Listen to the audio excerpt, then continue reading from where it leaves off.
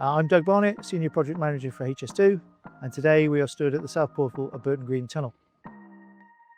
The significance of today is to sort of like celebrate or mark the occasion that we have completed the major structural works on the Green Tunnel. The Burton Green Tunnel is a tunnel that passes through the Burton Green village, and it's there to provide connectivity to the community whilst providing a functional crossing for the railway.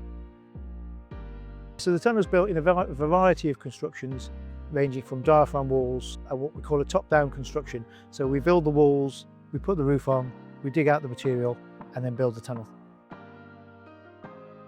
Next for this structure is we've got some minor finishing works to do and some fireproofing works, and then we will hand over in the future to the rail systems contractor, and they will install the railway. In terms of the finished structure, where we stood now will be the operational railway. Behind me on top of the portal building there will be a green roof.